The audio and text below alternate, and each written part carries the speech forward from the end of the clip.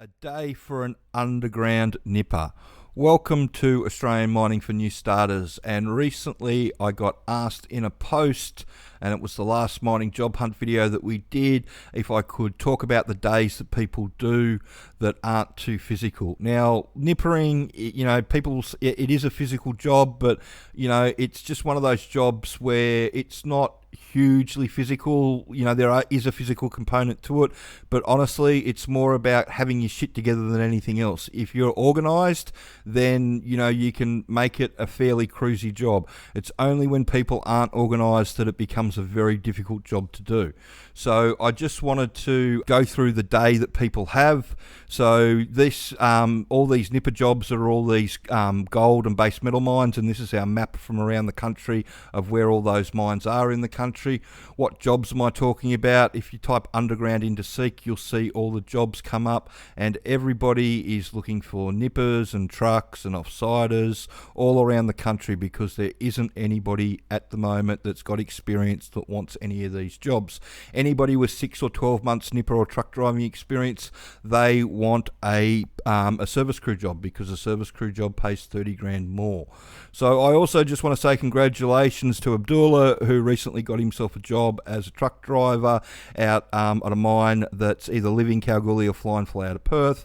So well done, mate. I know you'll make a good go of it. So for the day in the life of a nipper, you've got your morning routine, and I'll just run through what I used to do. So I'm not a particular fan of breakfast, so I'd make myself a bacon and egg sandwich and wrap it in some foil and have that on the run when I was going a bit further during the day. I'd also make my crib at that stage, and you'd make your way out to the bus, and you take the bus out to camp. At camp, you're going to get changed. At some point, you'll run into the other nipper. Normally the nippers are up quite late because they're getting everything done and running around, so normally you don't see your cross shift until just before the morning meeting. So as the nipper, you normally have time to go and get what you need and get changed without anybody talking to you, like happens with the truck drivers. So when you finally do catch up with your cross shift, they'll tell you if there's any ground support needs to be dropped off anywhere, or if there's any jobs that are outstanding that need doing, and so you can add that to your list that you've already got. You will have gone and picked up your plod and your run sheet. So your plod will say nipper, and that's just what you write down that you've done during the day that you give to the shift boss at the end of the day.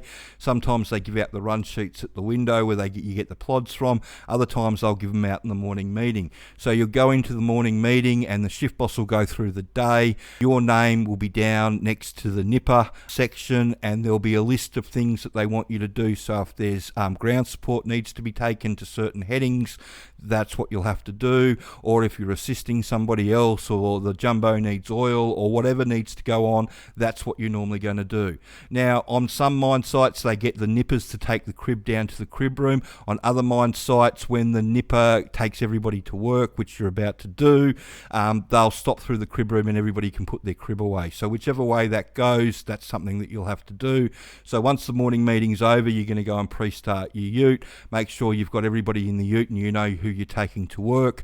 Normally the priority is to take the jumbo operator to where they've got to go first, but they're normally down the bottom of the mine. So if you're passing places where people can get off, you normally get off, and a lot of people, instead of getting you to drive all the way into the level to where they are so you can get the jumbo operator where they've got to go first, they'll just jump off at the level and walk all the way in, unless they're carrying a lot of gear, and then they might get you to backtrack and bring the gear back up to them or something like that. But everybody knows what the priorities are, and they're all trying to get everybody to work as quickly as possible.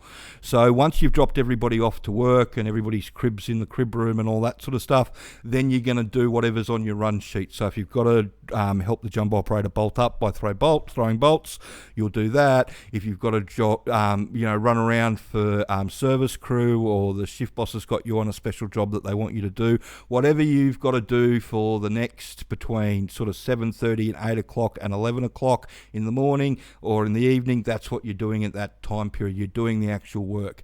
At about 11 o'clock, you've got to start thinking about picking everybody up for firing time. So you're starting to organise with service crew and everybody else who's picking everybody up to take them up to the crib room. You don't start the run at that time, but you've got to start thinking about it, because if you don't think about where everybody is and know what everybody's going on, when it does come time to actually organise it all, then it can be a real pain in the ass to organise. So normally you'll start picking up, about 25 minutes past 11, 11:30, so you can have everybody back up to the crib room at 11:45. Now, crib runs from 11:45 to 12:30 normally on most mine sites. The other reason that they want you in the crib room is that the crib room is normally the safe firing place.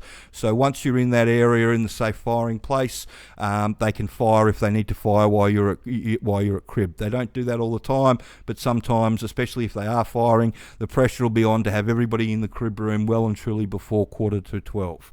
So once crib's over, 12:30, it's everybody's back in. You're dropping everybody back off again. So you're dropping everybody back off again, and then you've got, after that, work from 1 until 5. So you're running around doing all the things that you've got to do on your list at that time. At about 5 o'clock, it's the same thing. You've got to sort of start thinking about how you're going to pick everybody up, what's being fired, what's not being fired, whether you have to help charge up with the firing run, who's picking up the jumbo operator down the bottom, who's picking up who.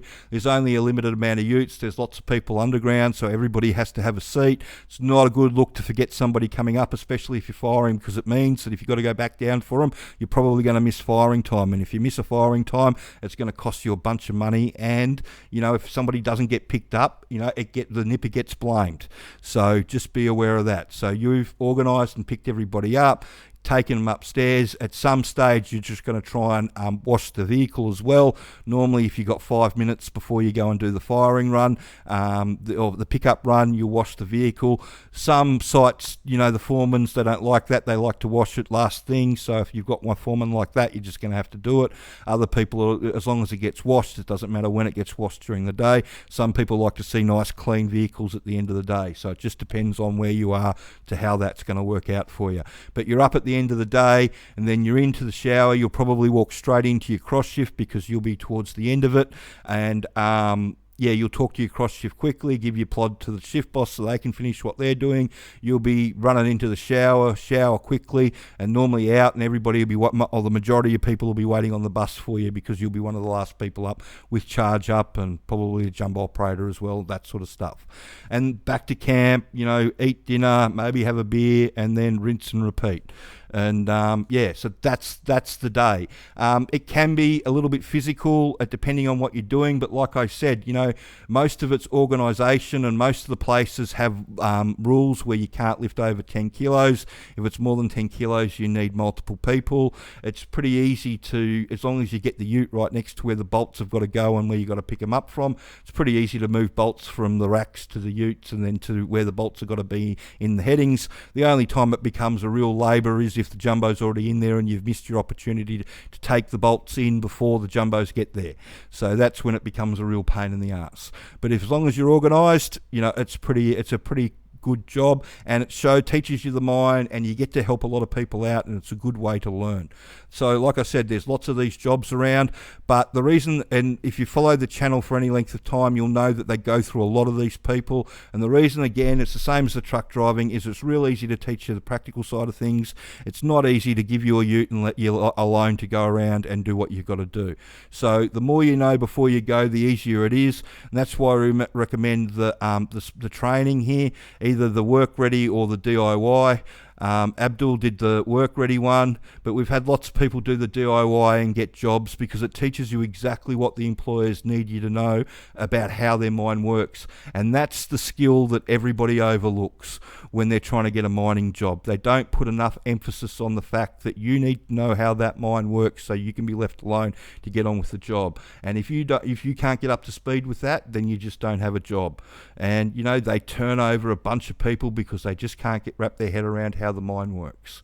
So I hope you found that information helpful and that it answered the question, or I sort of described what the day in the life of a nipper was, and you can see how there's a lot of independent work involved and you're sort of your own boss, and that's why you've got to be left alone. And again, that feeds back into knowing what's going on. You've got to know enough about how the mine works so you don't hurt yourself or you don't hurt anybody else or anything like that, and that's why the pressure's on to know what's going on. So I hope you found that information helpful, and if you could like this video and share it around, that would be wonderful.